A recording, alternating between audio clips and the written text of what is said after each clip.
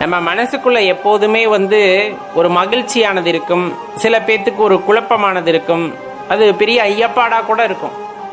நான் எப்படி சிவபெருமான வழிபட ஆரம்பிச்சேன் அப்படிங்கிற அந்த ஒரு சந்தேகமானது பரவலாக அனைவர் மனதிலும் இருக்கும். ஏன்னா நமக்கு அந்த வழிபாட்டை பற்றின முறையை யாரும் சொல்லி தந்திருக்க மாட்டாங்க, குரு மூலமாக ஒரு அறிமுகம் கிடைத்திருக்காது.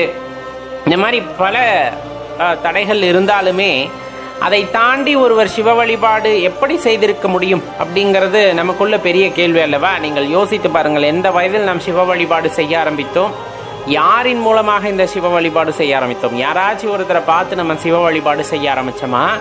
இல்லை யாரையுமே பார்க்கல, திடீர்னு ஒரு ஆலயத்திற்குள்ளே போனேன், அந்த ஆலயத்தில் ஏதோ தோணுச்சு, அவரை கையெடுத்து கும்பிடணும்னு தோணுச்சு, அப்போ கும்பிட ஆரம்பித்தேன், அதுக்கப்புறம் தொடர்ந்து சிவனே கதின்ட்டு ஆயிட்டேன்.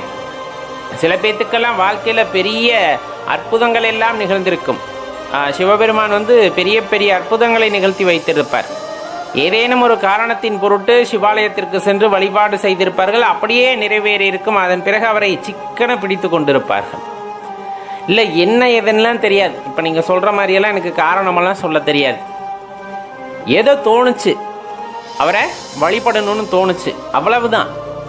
அதுக்கப்புறமா அவரோட நாமத்தை சொல்லணும்னு தோணுச்சு, சொல்லிக்கிட்டு இருக்கேன். அவரை நினைக்க தோணுச்சு, நினைத்து கொண்டிருக்கின்றேன். அவரை பாட தோன்றியது, பாடிக்கொண்டிருக்கின்றேன். அப்படிங்கிற மாதிரி நிறைய பேர் இருப்போம் இல்லையா? காரணமெல்லாம் சொல்ல முடியாது பக்திக்கு, காரணமெல்லாம் சொல்ல முடியாது உண்மையான அன்புக்கு. நாம் வைத்திருப்பது உண்மையான அன்பு, உண்மையான பாசம். யாரின் மீது? சிவபெருமான் மீது. சிவபெருமான் மீது, நிலையான பொருளின் மீது ஒரு அன்பு வைக்கின்றோம். இந்த அன்பே வடிவமான சிவபெருமான் மீது நாம் காதல் கொண்டிருக்கின்றோம். அப்படிங்கும் போது அது ஒரு உயரிய விஷயமாக இருக்கும் அல்லவா? இதெல்லாம் எப்படி நடந்திருக்கும் அப்படிங்கிற அந்த வினாவானது மீண்டும் மீண்டும் எழுந்து கொண்டிருக்கும். அதற்கான விடையை நம்மால் கண்டுபிடிக்கவே முடியாது. அது கிட்டத்தட்ட விடை காண முடியாதது போல நீண்டு நெடிந்து சென்று கொண்டே இருக்கும். ஒரே ஒரு விஷயத்தை தான் தெளிவாக தெரிந்து கொள்ள வேண்டும். நாம் சிவபெருமானை வழிபடவில்லை, நாம் சிவபெருமானை வழிபடவில்லை.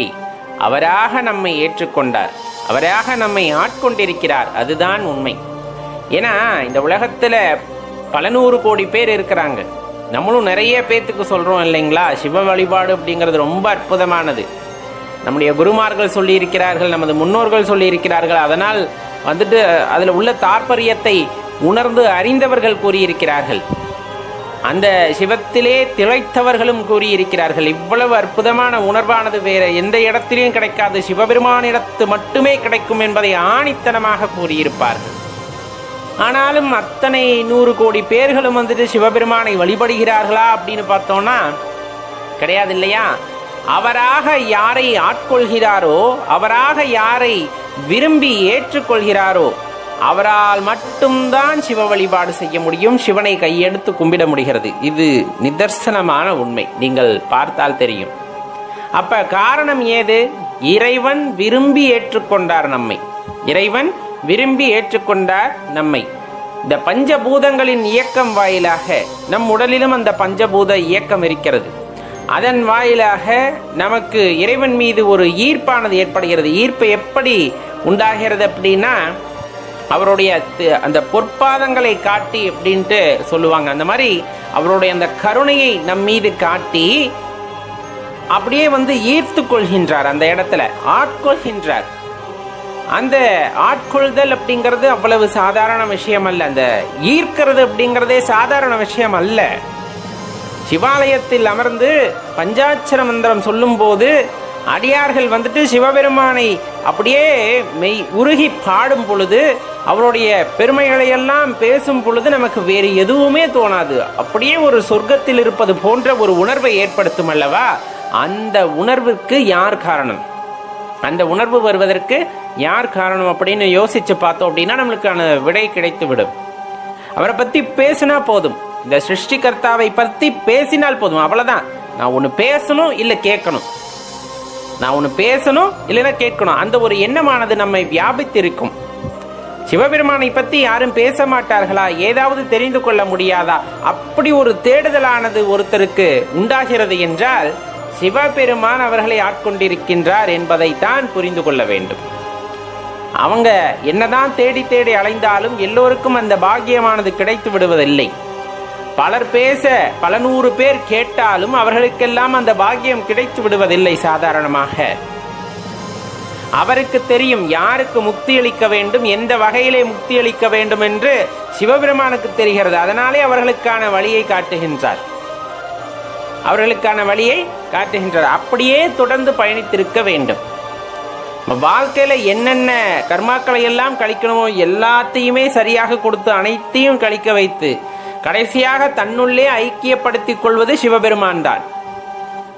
இந்த ஆகாய தத்துவமாக விளங்குகின்ற அந்த தன்மை அப்படிங்கிறது ரொம்பவே சிறப்பான விஷயம். இந்த முக்தி அப்படிங்கறத அளிக்க வல்லவர்களில் அந்த ஒரு முதன்மை அப்படிங்கிறது, ஒரு உயிருக்கு பிறவா நிலைமையை கொடுக்க வேண்டும் அப்படின்னா அது சிவனால் மட்டுமே முடியும்.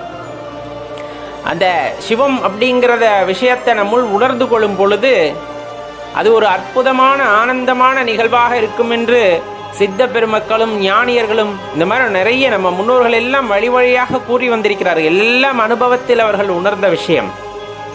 இதெல்லாம் அன்பின் வாயிலாக அனுபவத்தின் வாயிலாக அவர்கள் உணர்ந்த ஒரு உயரிய தத்துவம். அதையெல்லாம் நாம் அப்படியே ஏற்றுக்கொள்ள வேண்டுமா அப்படிங்கிறது அவரவர் விருப்பம். சோதனை செய்து கூட பார்த்து கொள்ளலாம். அவர்கள் சொல்லியவாறு குரு மூலமாக தீட்சை பெற்றோ அல்லது குரு முகமாக இருந்து நீங்கள் சரியாக பயிற்சியை செய்யும் பொழுது அதை நீங்கள் சோதனை கூட செய்து கொள்ளலாம். சித்த பெருமக்கள் கூறியது, இன்னும் திருமூலர் பெருமான் தனது திருமந்திரத்திலே கூறிய ரகசியங்களை எல்லாம் நீங்கள் பரிசோதிக்க வேண்டும் என்றால் குரு மூலமாக நீங்கள் பரிசோதிக்கலாம் அவர்கள் முன்னிலையில். அப்ப எல்லா விஷயமும் இறைவனால் தீர்மானிக்கப்பட்டவை, அதில் எந்த மாற்று கருத்தும் இல்லை. இப்படிப்பட்ட நிலையில நம்ம ஒரு பக்தி செய்கின்றோம் அப்படிங்கும் போது அந்த பக்திக்கு நாம் காரணம் இல்லை அப்படிங்கறது தெளிவா தெரிஞ்சுக்கங்க. நாம் காரணம் அல்ல. நம்ம ஒரு அடி எடுத்து வைக்கணும்னு நினைச்சோம், இறைவன் நம்மை நோக்கி 100 அடி எடுத்து வைத்து விட்டார்.